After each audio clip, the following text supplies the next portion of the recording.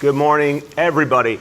Yesterday, even though very, very hot, still a beautiful day, and I had the real pleasure of being out on Governor's Island with Senator Chuck Schumer, and Congressman Jerry Nadler, and our team here from the city government, Deputy Mayor Vicky Bean and Claire Newman, who runs the Trust for Governor's Island. Amazing announcement yesterday that has huge ramifications for the future of New York City. A global competition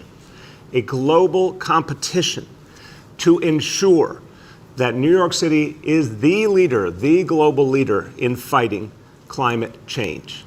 This is something that we need to do for our children and our grandchildren, lead the way in the fight against global warming. But it's also something that will continue New York's power and meaning as a global capital. This is the issue facing humanity. We all know it. But the solutions are not coming on fast enough, and we have so much more to do to ensure the right solutions are ready and they are acted on quickly. We need a single focal point. And to have in New York Harbor the globally recognized center for addressing climate solutions, that will be a difference maker for the future of New York City.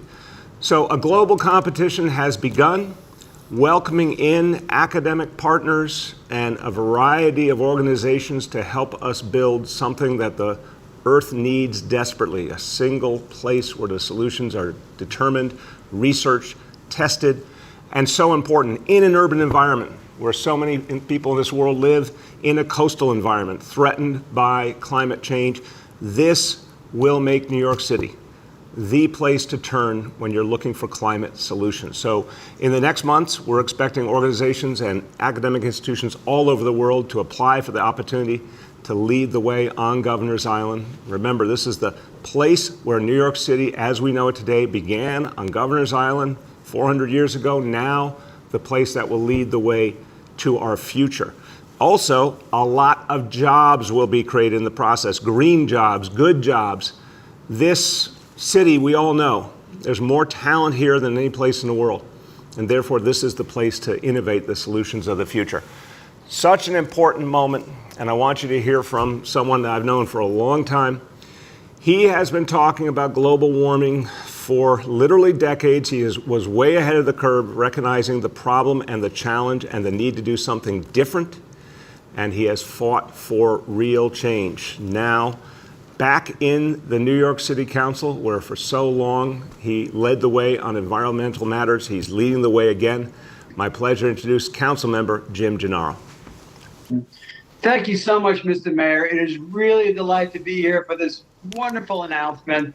I really, I can't say enough about the environmental leadership that you've shown over the last 8 years, and for many years before that. Once upon a time, you remember a member of my committee, the Committee on Environmental Protection. You were a great environmental leader then, and you've grown to like real tremendous heights for all that you and your green team have done to lead the city and lead the country and lead the world towards a greener and more sustainable future. And now with this initiative, I think it's a real capstone on your legacy. I don't mean to make this about you, but your leadership is really something to be lauded and appreciated. I think all New Yorkers owe you a real debt of gratitude for the great leap that we're taking in creating this center that will transform climate science. You mentioned in your opening remarks that things aren't happening fast enough. To the extent that things are happening fast, it's because of your leadership, but certainly more needs to be done, and it has to be done quicker. And this is going to be a real catalyst for real meaningful worldwide change, and this is going to really light the fuse. I look forward to the competition. I look forward to my role as chair of the Committee on Environmental Protection to make sure that this proceeds, and I'll follow it. I will participate in it. But I think today is really all about celebrating what's going on and thanking you and thanking your team. And when we look back, 10 years and 20 years, to this good day, we'll think of what happened on this day and what has been and what has come from it. So I really appreciate the opportunity to be here, the opportunity to, pay you public thanks for your great service to the climate and to the planet. And I can't say enough good things about this initiative. And I'm really grateful that I'm able to be here with you today. And I thank you so much for what you're doing for all of humanity with this great step. Thank you so much, Council Member. Listen, we're going to need your leadership going forward, because the fact that now New York City is stepping forward, inviting organizations from all around the world to come together to make Governor's Island the Climate Solutions Center, that's absolutely crucial. But we're going to need so much leadership to make sure this reaches its full potential, and then that we take the solutions and implement them rapidly in New York City and all over the country, all over the globe. And Council Member, we know when New York City acts, people pay attention. So we have a chance to really set the pace, and we're going to need your leadership, and I thank you for it. Thank you very much, Mr. Mayor. I'm honored to be here. All right, brother. All right, now, we know when we actually focus on science, we can do great things. We know the focus on science is what's going to move us forward in terms of fighting global warming and the climate crisis. We also know that in this city, we listened to science and data, we paid attention, we made decisions based on the facts, and that led us to our approach to vaccination, and that effort is gathering more and more steam. Again, real good questions in the last few days about challenges we're seeing around the world in terms of COVID. What our healthcare team keeps saying is the answer is always the same: more vaccinations, and that's what we intend to do. As of today, from the beginning of our vaccination effort, 9,251,412 doses given, and that effort is going to keep growing every single day. Now, because vaccination has worked so well, we are able to now get more and more back to normal. Now, New York City, the city of New York, our city government led the way by bringing our city employees who work in offices back in May. A lot of people expressed skepticism. Guess what? The timing was just right, and people came back. It was done safely, it was done well, but it was also important so that we could serve the people of the city better, so that our city workforce could be present and accounted for, building our recovery for all of us. It also sent a very powerful message to the rest of the New York City economy. And in fact, major businesses have now followed suit, coming back strong and telling their employees it's time to come back to the office for the good of everyone. And I'll tell you, so important. We know in city government, when people come back to the offices, we get a lot more done. But also, so many small businesses, and I hear it from small business owners all the time, they're so thankful to see the office buildings starting to come back. It means so much for the small businesses and the people who work there. So we're going to keep raising the bar. We're going to keep going farther. And announcement today that for vaccinated city workers, we're now going to be able to move forward and have a better approach because we have so many people who are vaccinated. Vaccinated workers now are going to be able to work without masks, and they will not be limited by physical distancing. Unvaccinated workers who people are not yet vaccinated, people who interact regularly with the public, will still be wearing masks and still be maintaining distance. Now, as of July 6th, we'll be implementing this in all city agencies. We want to do this because it's the right time to do it. People are ready. We want to do this to set the pace for everyone else. So as of July 6th, if you're a vaccinated city worker, you'll be able to work without a mask, and you will not have to practice the same distancing we needed to during the height of the crisis. By September, we'd like to see everyone in our offices back to normal. Now, that's going to be, of course, following CDC and state guidance, and we expect that to keep evolving. But we think we're on that track right now, that people will be back into their offices basically as they were before the pandemic, and that's really, really good news for everyone. Okay, now, a lot of work going on today at City Hall as we put the finishing touches on our recovery budget. We've together been through 8 budgets. This is the most important. This is the one that will determine the future of New York City and the strength of our recovery, and it has to be a recovery for all of us.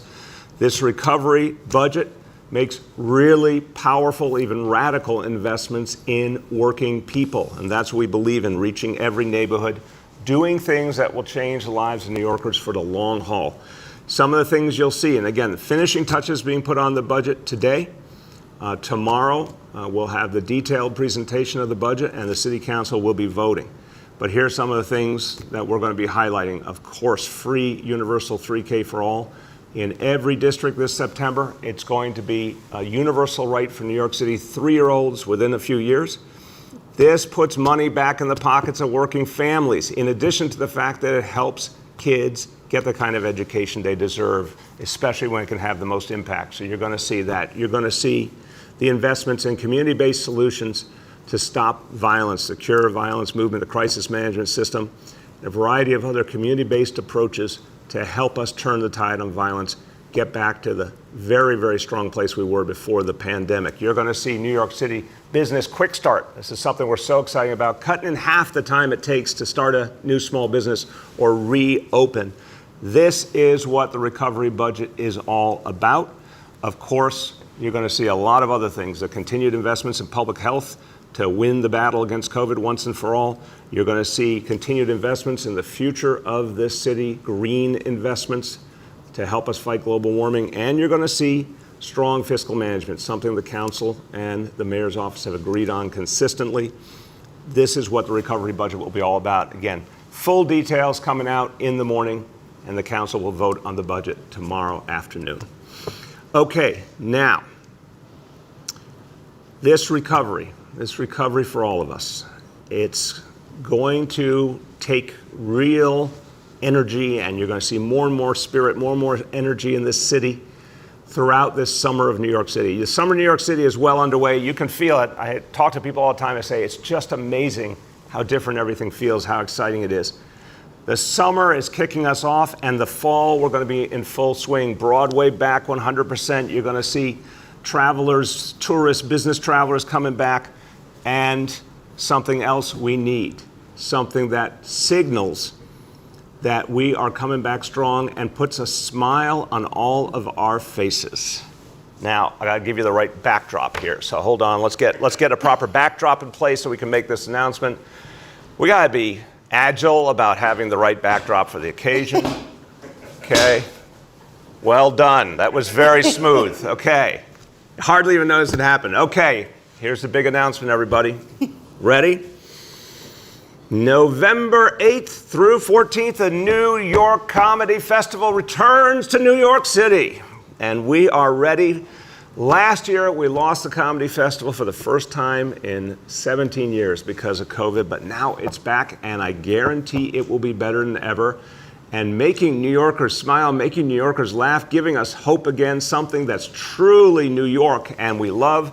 And here to tell you about it, someone who founded an iconic New York City location, an iconic comedy club. She is the founder of this great festival. She is a New York City legend, so much so you know her name because it's right there on her club.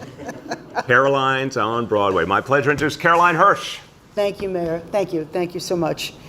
As we began the New York Comedy Festival in 2004, it was to help promote New York City and invite New Yorkers back and visitors while the tourist industry was still recovering after the tragic events of 9/11.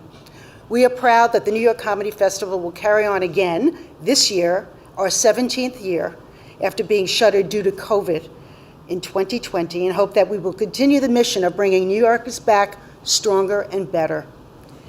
The 2021 festival will take place in all 5 boroughs with over 100 shows and over 200 comedians from around the world. Also, podcast stars, late night hosts, and the comedy industry's biggest stars and all the new up-and-comers. As we have done in the past, we plan on hosting events on the most iconic stages such as the Apollo Theater, the Beacon Theater, Carnegie Hall, Town Hall, the St. George Theater, and of course, Caroline's on Broadway. The New York Comedy Festival will also host on smaller stages in neighborhood venues that are the true heartbeat of New York's comedy scene. We look forward to announcing the lineup shortly and happy that we were working with the bids to expand our reach. In addition to stand-up, the festival also features improv and sketch comedy, conversations, panel discussions, podcasts, film screenings, comics to watch, and other diverse programming, such as our longest stand-up citywide competition for for emerging comedians called New York's Funniest. This year's talent lineup will be announced on August 16th. You can go to the New York Comedy Festival website and check us out there. And we look forward to welcoming back the comedians as well as the audience once again to laugh together. Amen. Thank you. Amen. Caroline, I just want to volunteer. I have an incredible new act where I just eat food live. Shake Shack, pizza. It's amazing. It's kind of like modern art and comedy together. Okay. So you want to try that out? Yeah, I think it's gonna be groundbreaking. Yeah. Okay. Yeah. Well, yeah, anytime you want to come up, Yeah. come up to Yeah. Will you give me an audition? on Broadway, 49th Street. Yes. Okay. I really think I figured out my next act. Get it? Get it? That was funny, wasn't it? My next. You see what I did there? Okay. Yeah. Caroline, thank you. This Thank is you so so much. important for New Thank York you. City. We're so and, looking forward to getting everybody back together. Amen. Laughing together. And I love that you're doing the smaller venues too, That's because they need it. It's very important to us this year because these venues need it so much to get started again, and hopefully they'll be able to reopen. They're waiting for the money from the government to get themselves back into the groove again. So we're going to highlight the smaller venues. That is the way it should be. Thank you so much, everyone. Time to get ready for this incredible festival. So go to nycomedyfestival.com to get your tickets and share on social media with hashtag MakeNYLaugh. Let's really celebrate that this incredible festival is back, and let's support it because this is part of our comeback. This is part of a recovery for all of us. Now, that's amazing. Comedy Festival coming back. We've got another comeback story. I want to announce that another great New York City institution, this one's only been around for a few years, but people love it, Movies Under the Stars, coming back. This is a co-production of our Parks Department and our Mayor's Office of Media and Entertainment. Free movie screenings in city parks all over the 5 boroughs. We couldn't do it last year. This year, great films coming back, and for the first time ever, screenings of New York Public School Film Festival films. 32 short films made by our own New York City public school students. Some really powerful, wonderful stuff worth seeing. For more details, go to nyc.gov/movies under the stars and get to enjoy another great outdoor New York City experience. This is part of the summer of New York City. It's all coming back together. Get out there and experience it. This is going to be a summer to remember, everybody. And we're all looking forward to being together again, as Caroline said. Okay, let's go over daily indicators. Number 1, daily number of people admitted to New York City hospitals for suspected COVID-19. Today's report, 76 patients.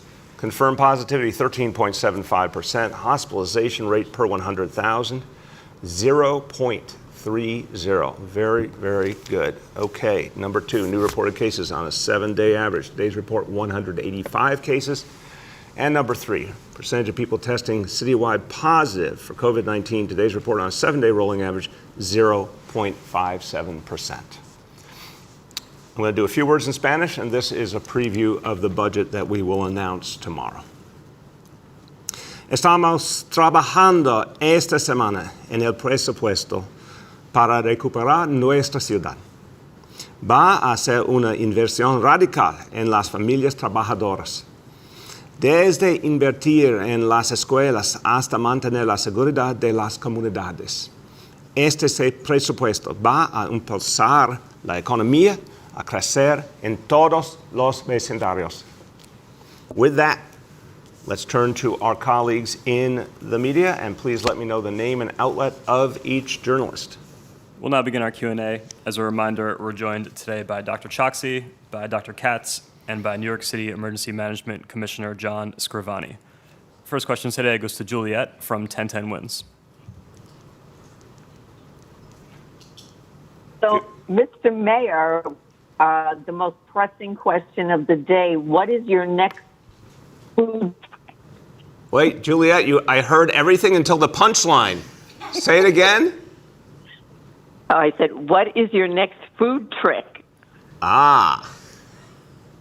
It has come to my attention there's a whole lot of good food in New York City, so I'm going to be out there Juliet, I think a real strength of mine is I do not mind stuffing my face with food while talking simultaneously. It makes for great videos. So I'm going to be out there sampling the great foods in New York City, and I hope you will join me, Juliet. And I will do that.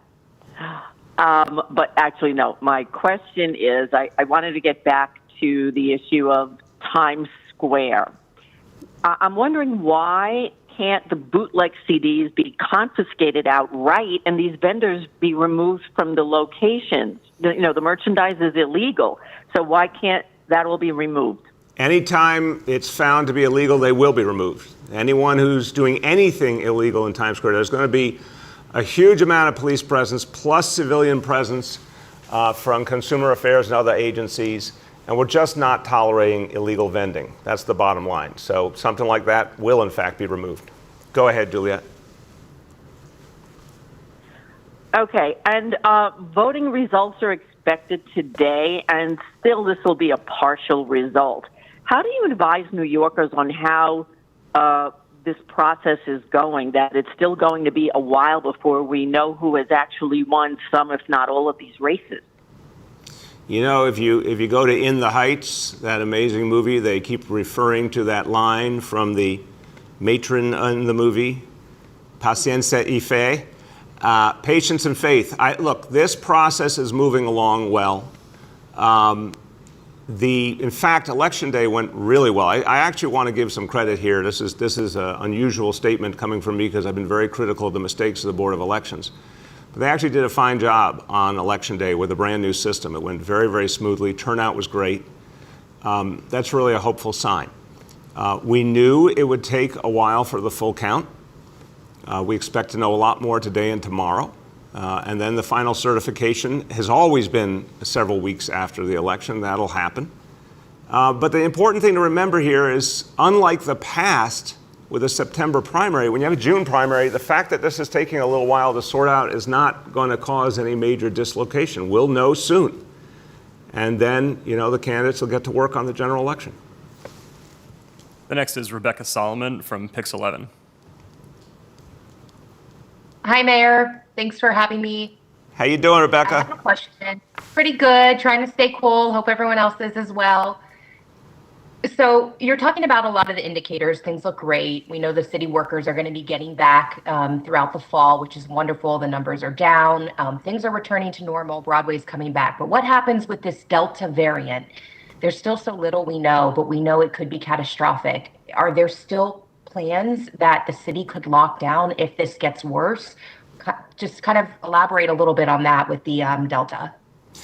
Yeah, Rebecca, I'm going to start, and I'll turn to, we have Dr. Katz, and I think we have Dr. Choksi as well. Yeah, they will both speak to it. And I want to start with Dr. Katz because he went through the whole process from beginning to end last time. Rebecca, we are watching the Delta variant very carefully in this city. We talked about that yesterday. We have a lot of information. We're obviously watching it around the world. But the difference here is a very high level of vaccination. Again, the latest information, we got 4.2 million New Yorkers who are fully vaccinated.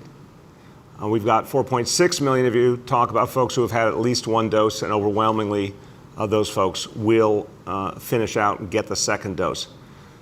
So practically, we're going to be at 4.6 million very soon, and it's going to keep growing. The bottom line is, right now, we're winning the race against the Delta variant, but we got to keep winning. And we'll always be ready if we see things start to turn. But Rebecca, I think it's really important to remember, it doesn't turn like on a dime. It takes weeks and weeks. You'll see plenty of evidence if things are becoming challenging and we have to make some adjustments. But we do not see that likelihood at this moment. Right now, let's turn to first Dr. Katz, then Dr. Choksi. Thank you, Mr. Mayor. I mean, the most encouraging news is that the vaccine works well against the Delta variant. And so the fact that people are vaccinated is the best way for us all to be protected. And concerns of we appreciate the media telling people about the variant, because it's another reason why, if people have delayed getting vaccination, this is the time to do it. It would make a huge difference and protect them against the Delta and all other variants. Thank you, sir. Thank you. Go ahead, Dr. Choksi. Thanks, Mr. Mayor. Well, first, let me start with what we know about the Delta variant. We do know that it is more transmissible. That means it spreads more easily. It may cause more severe disease, although we don't have strong evidence on that point just yet. But the most important thing is what Dr. Katz has already mentioned, which is that we do know that the vaccines confer strong protection, particularly against severe disease, against the Delta variant and all of the other variants that are currently circulating in New York City. So our message remains the same. If you've been waiting to get vaccinated, this is one more reason why you should run, not walk, to get your vaccine. And we know that every single dose of the vaccination is another brick in the wall against not just the Delta variant, but all of the variants of the virus. Amen. Thank you very much, Doctor. Go ahead, Rebecca. All right, thank you. I appreciate it. I'm good. Okay, go ahead. The next is Joe Anuda from Politico. Hi, Mr. Mayor. How you doing? Good, Joe. I hope you learned something new at PS 39 in Park Slope about the variety of items that can be signed with a Sharpie. Mr. Mayor, I actually went back there. I think you're going to be getting some invoices for some lunch boxes from some parents there. Uh-oh. I guess I should have thought of that before I started signing lunch boxes, huh? And basketballs and arms. Yeah. Okay, I got a little carried away. You know, election day, just the energy, the positive vibes. We all get caught up in it, Mr. Mayor. It's yeah, okay. You understand. So I wanted to ask you two questions about the budget. You know, this is your last budget. I think there's a lot of good things you want to tell New Yorkers about in here. I'm just curious, usually, you know, we have a big ceremony here with a handshake between you and the council. Is that going to happen? And if not, I know this is something you hash out with them. Why not? Well, Joe, you know, you obviously cover the political process for a living. Everything was affected, understandably, by the primary elections now being in June. That, you know, for 7 years, that wasn't our reality in terms of the council. Now it is. Of course, that affected things. A lot of work went on between the executive budget in April and now. We're going to come in for a good landing here. Tomorrow's the day to unveil and for the vote. So, look, I'm very satisfied. The negotiations with the council have gone very well. We've been in agreement on a lot of the things we had to do to bring the city back. So it's a different timing, a different approach, but I think the result will speak for itself. Go ahead, Joe. And then I wanted to ask you, what do you think is the difference between this year and last year? You know, we saw a lot of attention on the budget, specifically the police department budget. There were protests outside City Hall. People were in camp there. They were going to elected officials' homes, protesting there. And this year, we don't see anything even close to that. It just seems a much smoother process and really without that animus from some of the electorate. What do you make of that? I think I've had a chance to reflect on it. I appreciate the question. And I'm going to be, you know, in my view, objective. This is not about my own personal views. I think the absence of Donald Trump is a huge factor in everything. I think in terms of bringing temperature down and reducing frustration and encouraging dialogue, that's actually been a real important X factor here and everywhere. I think the obviously not being in the throes of the depth of the crisis. Remember, in June last year, it was after people had just been through March, April, May, horrible months. Everyone had been cooped up. Everyone felt really frustrated and pained. So many people had been lost. Emotions were running very high. There's a lot of reasons why last year was particular, and the timing was really, you know, another perfect storm, if you will. But I think this year we've had calming leadership at the national level. We've had the stimulus, which has really addressed so many of the underlying problems. The vaccine effort's been a success here and around the country. I think the whole atmosphere is more positive and hopeful, and that's made this a much easier process. The next is Andrea from WCBS. Good morning. I've got a question also about the Delta variant. In places like Staten Island. How concerned are you since COVID infection rates there are higher than other parts of the city? I'm definitely concerned for Staten Island, for everyone, but I'm concerned in general about the Delta variant. We don't take it lightly. But what we do know is vaccination works against it. And you've seen with the intensity of our vaccination effort, you've seen that even with the presence of the Delta variant, the numbers continue to be very positive. The indicators, the healthcare reality of the city is much, much better. So we are watching very carefully, but the answer is the same. Just keep encouraging vaccination, keep making it easier for people, keep building up those incentives. And every single additional New Yorker who gets vaccinated makes us safer against the Delta variant. Go ahead, Andrea. Are there other outreach efforts to places like Staten Island where you're seeing that COVID infection rate that's much higher? I'll turn to Dr. Choksi and say, as I do, look, we just continue to refine the effort.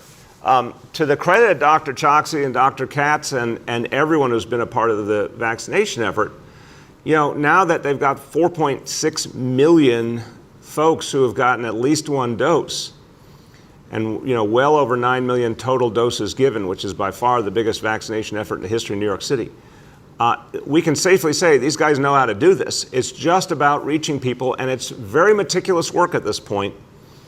We're really excited about working with community partners with the referral bonus program. We're really excited about the work we're doing with young people, because that's the next great frontier. We have so much more to do with 20-somethings, with teenagers now that they qualify, and then soon, we think pretty soon at least, younger kids will be able.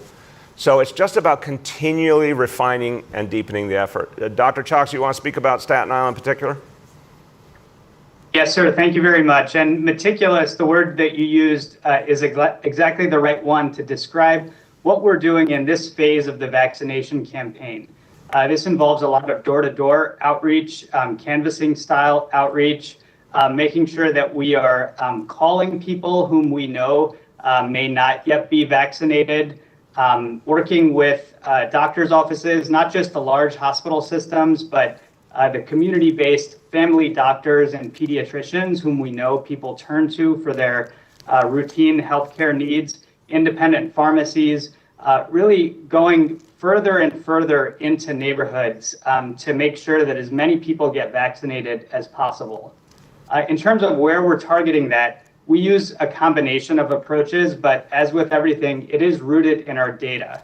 In places like Staten Island, we are seeing slightly higher rates of test positivity as well as cases. And so that's been a reason for us to turn some attention there, particularly around youth vaccination. But in other parts of the city where there are lower vaccination rates, that's where we're redoubling our efforts so that we can actually prevent rises in cases from happening in those places as well. The common thread is that we will leave no stone unturned. We'll make sure that everyone has heard from us and knows how to get vaccinated. And that includes extending our in-home vaccination program, as the mayor announced last week, which is now available for anyone to get vaccinated in the comfort of their own home.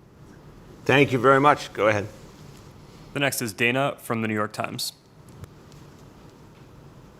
Hey, Mr. Mayor. I wanted to ask you also about the Delta variant. I'm curious what's the threshold by which you'll start advising vaccinated folks to wear masks again inside? Because I'm looking at what's coming out of Los Angeles and I'm just a little bit confused. Fair enough. I'm going to turn to Dr. Katz, then Dr. Choksi, and you mentioned Los Angeles. Dr. Katz used to run the public health system there as well.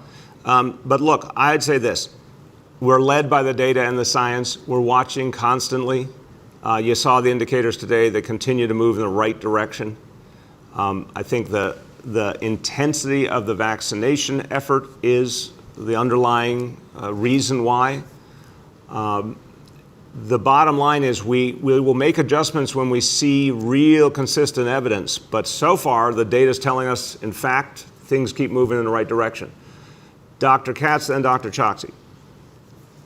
Yes, Mr. Mayor, I totally agree with your analysis. Overwhelmingly, the vaccine works against the Delta variant, and so people can keep their masks off if they've been fully vaccinated, and I have confidence that that will keep them protected. Thank you. Go ahead, Dr. Choksi. Thank you. I'll just add 2 points. First is we can't lose sight of the fact that our recommendation for unvaccinated people is to continue following all of the precautions that have worked for us over the course of the pandemic. And that does remain important. And I have to make sure to say that the Delta variant poses a particular risk for people who are unvaccinated. So in some ways, it's even more important than it has been if you are not vaccinated to wear a mask, to continue physical distancing, to get tested routinely, et cetera. With respect to vaccinated people, it does confer strong protection, as we've already said, but there are some settings, particularly schools, congregate settings, healthcare settings, where we're recommending that everyone stay masked, regardless of their vaccination status. But these things can coexist, and the fact that we're at the rates of vaccination that we are gives us a level of population protection that is different from a few months ago. Thank you. Go ahead, Dana. Thanks. And then on the topic of the Board of Elections, I'm curious what you make about their decision to release these sort of iterative ranked choice voting tabulations. Is there a risk that it's just going to confuse people? I think it's a really fair question, Dana. Look, ranked choice voting has real virtues, but it also comes with challenges. To say nothing on election night, or the next day, I think would be unacceptable. I think saying very clearly, as they did, as we did, as even the campaigns did, we're going to see the number 1 votes, but that does not mean the ball game's over. New Yorkers are pretty sophisticated. I think they're quickly catching on how this system works, and they're understanding that it's better to know something, but that doesn't end the discussion. And particularly with some of the races lower down ticket, you really could see something turn just based on those number 2 and 3 votes, et cetera. So I think this is probably the best option under the circumstances. And look, it's a week after the election. We're going to know a whole lot more tonight, tomorrow, and then the full certification in the next couple of weeks. That's not a bad timeline when you're talking about a June primary. If this were a September primary, we would have a real problem on our hands. But with a June primary, I think it's quite manageable. The next is Katie from the Wall Street Journal. Oh, hey, good morning, Mr. de Blasio. How are you? Good, Katie. How you been?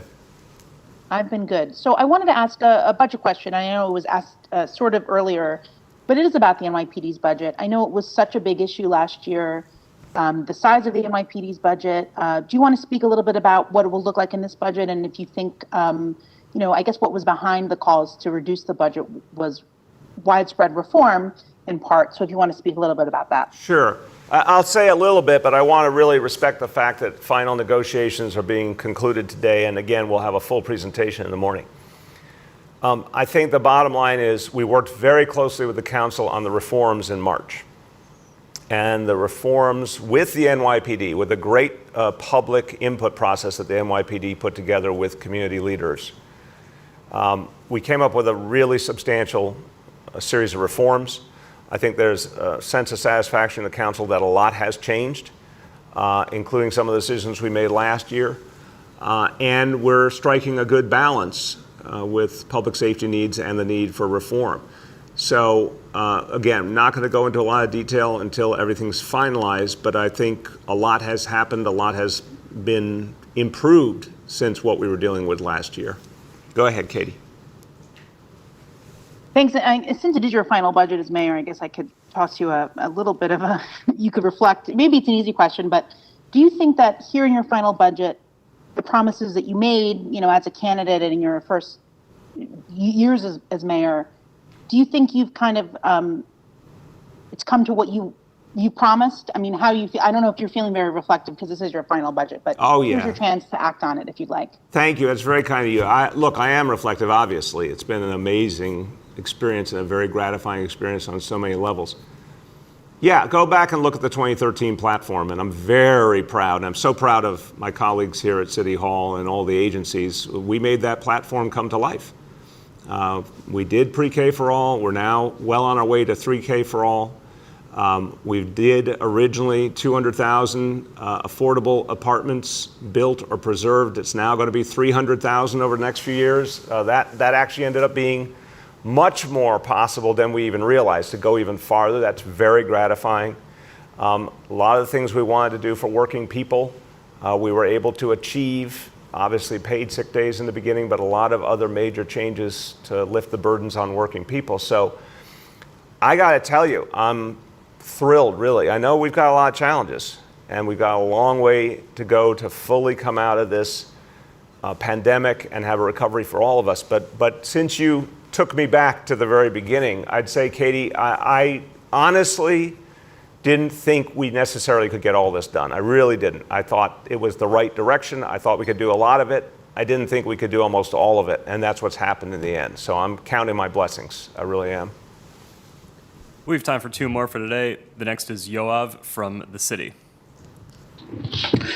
Hi, Mr. Mayor. I wanted to ask you about a Queens Veterans Nursing Home that's run by the state health department.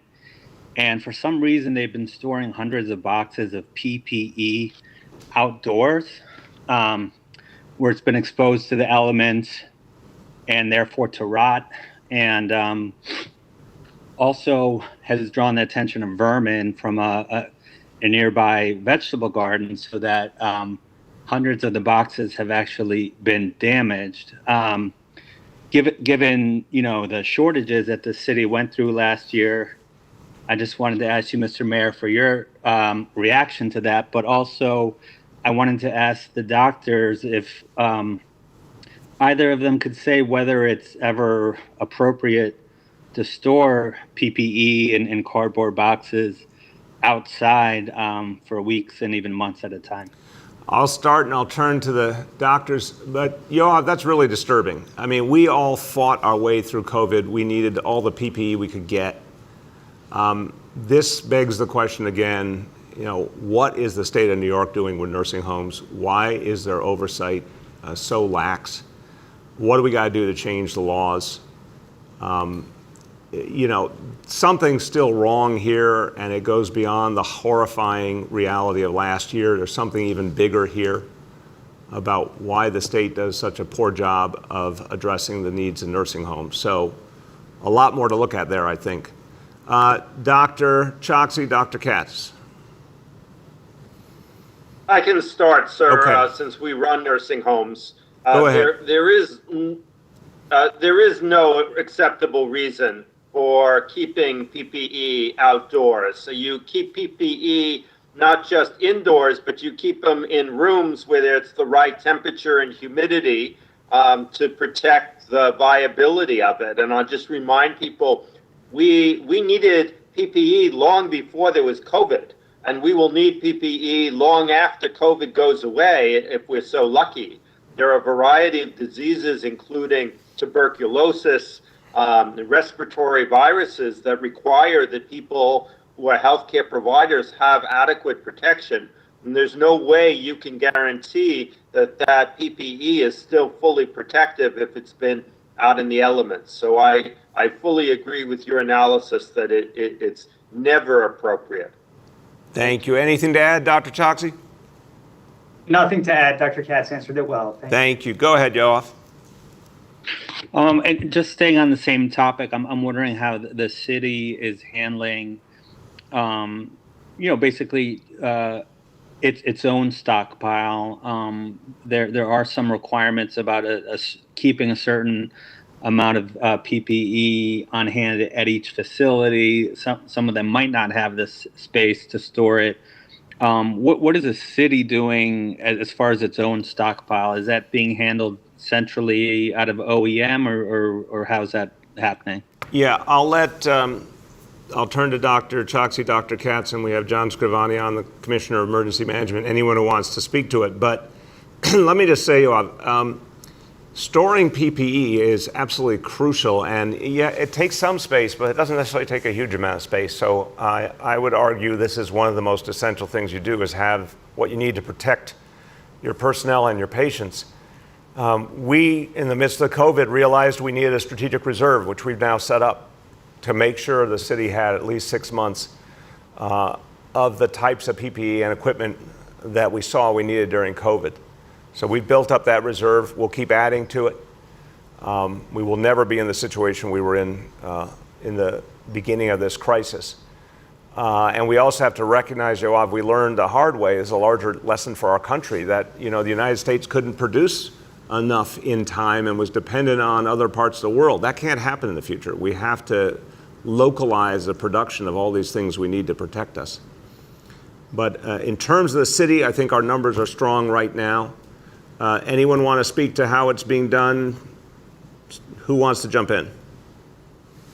Sir, I can start. Thank you for this important question, and I am grateful to the mayor and to so many city leaders who stepped up in a time of great need last year to create the strategic reserve that the mayor has mentioned. That has continued on, and it gives us the ability to draw upon stockpiles of PPE when they are needed, and that will continue on, even beyond the COVID emergency. We're in a good position with that right now. We have, several months of supply for the key elements of personal protective equipment, and that's something that is a shared effort across multiple city agencies, including the health department, but also Commissioner Scrivani's emergency management group, and several other city agencies as well. The other thing that I'll mention is that complements two other sources that we're able to draw upon in times of emergency. The first is the requirements for, as Dr. Katz mentioned, all hospitals and healthcare organizations to maintain their own reserves of personal protective equipment. And both the city and the state have a role to play in ensuring that those reserves are sufficient. And then the second source is, of course, the strategic national stockpile, which we are aware that the federal government is revisiting its policies around to ensure that those stocks are sufficient as well. Thank you. Dr. Katz or Commissioner Scrivani, anything to add? Nothing to add, sir. Thank you. Okay. Sure. Go ahead. Last question for today goes to David Brand from City Limits. Hi, Mr. May. How you doing? Good, David. How you been? Good, thanks. So I've been talking to several nonprofit shelter providers, frontline staffers, homeless New Yorkers about the return to shelter from hotels, and they are very concerned because the vaccination rate remains low among the homeless and even among shelter staff compared to the general population. So I'm wondering, what will the testing regimen look like at shelters, and is there a specific threshold for moving people out of shelter and back into hotels? I'll start and turn to Dr. Choksi, Dr. Katz. David, look, we really want to do everything to ensure that people are vaccinated. Of course, people have to be willing to be vaccinated, but we're going to make it ubiquitous in shelters, the opportunity to get vaccinated for staff and for clients as well. We do see improvement as we go along, including the fact that so much of our shelter population is families, and a lot of parents do want their kids vaccinated. So that's an area where we think we're going to have a lot more progress. We'll keep doing it constantly, but we can keep people safe. A lot of focus, a lot of medical attention, make sure people are safe, and provide them the help they need better in a shelter setting on the way to long-term affordable housing. Remember, over 150,000 people in our last 8 years who went into shelter ended up getting affordable housing and leaving shelter to someplace better. And we intend to do that with everyone who's in our shelter system. With that, Dr. Choksi, Dr. Katz, you want to speak about the specific approach at all? Yes, sir. I'll speak to both vaccination and testing. With respect to vaccination, as we've said before, this is the key. It's the single most important thing that we can do to keep people safe, whether in congregate shelter or in other settings. And our colleagues at the Department of Homeless Services have made vaccination widely available through things like pop-up clinics, working with shelter providers to ensure that vaccination is readily available from trusted providers, and ensuring that other healthcare settings are providing options for vaccination as well. We have to continue those efforts and redouble them because it is the single most important thing to keep people safe. With that said, testing is another important part of our layered approach for health and safety. And with respect to the testing regimen that's in place right now, it occurs both at intake, and people are, of course, appropriately isolated if they test positive at intake. And there's also routine surveillance testing that's done in the shelters as well, which helps us both in terms of keeping people safe, but also having a bead on the spread of the coronavirus in shelters. So those are things that will continue, and we're very committed to safeguarding health throughout this process. Thank you. Anything to add, Dr. Katz? No, thank you, sir. Okay. David, go ahead.